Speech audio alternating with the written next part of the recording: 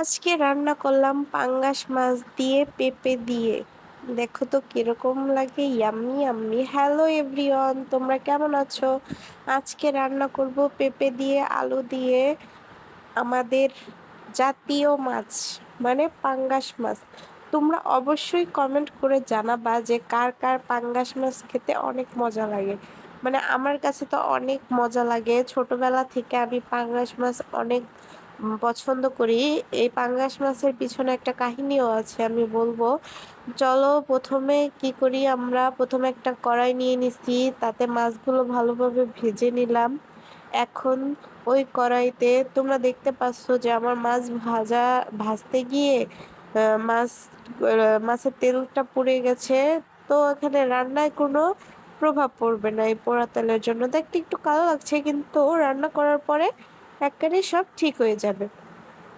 এবার দেখি, আমি বলি, যারা পাঙ্গাস মাছ খেতে পারো না, অনেকে বলো যে পাঙ্গাস মাছের গন্ধ লাগে তোমাদের, তাহলে আমি বলছি, আমি যেভাবে রান্না করছি তোমরা প্লিজ একবার এভাবে রান্না করে খেয়ে দেখো, তাহলে অনেক মজা লাগবে।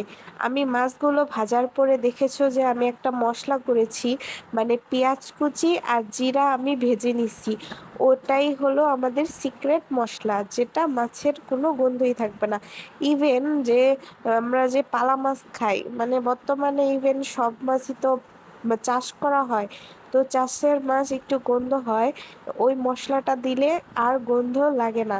যাই হোক, মাছগুলো ভেজে ওই মশলাটাও আমি ভেজে উঠিয়ে নিলাম, এবং ওই তেলেই পেঁয়াজ কুচি, মরিচ কুচি দিয়ে, জিরা বাটা দিয়ে আমি ভালো করে কষিয়ে একটু পানি দিয়ে হলুদের গুঁড়া, মরিচের গুঁড়া দিয়ে দিলাম, এবং এর মধ্যে লবণ, সব কিছু মানে গুঁড়ো মশলা যা আছে সব দিয়ে এই মশলাটাও একটু পানি দিয়ে ভালোভাবে কষিয়ে আমি এই কষানো পানিতেই আমি পেঁপে এবং আলুগুলো দিয়ে দিব।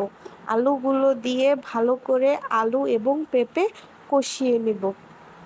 যাই হোক, এবার বলি, ছোটবেলা যখন আমরা পাঙ্গাস মাছ খাইতাম, তখন আমার ভাগ্নি আমার বোনের মেয়ে, ওর সাথে আমি মারামারি করতাম সব সময়, যে আমি মাথা খাবো, উম, আমি লেজ খাবো, আমি থুথা খাবো, তোমাকে আমি কিছু দিব না। এই নিয়ে আমরা সমবয়সী ছিলাম, তাই আমরা মারামারি করতাম।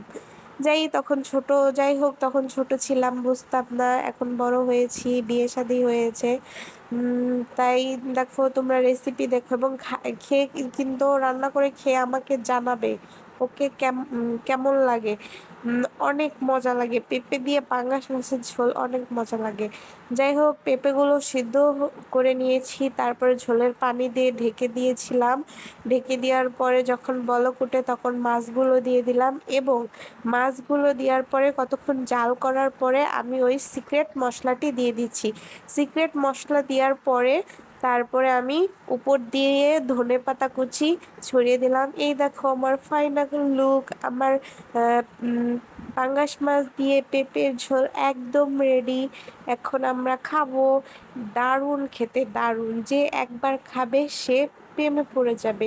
যাই হোক, আজকে আসি, আল্লাহ হাফেজ। ইউটিউব থেকে দেখলে সাবস্ক্রাইব করবা, পেজ থেকে দেখলে ফলো দিবা। ওকে।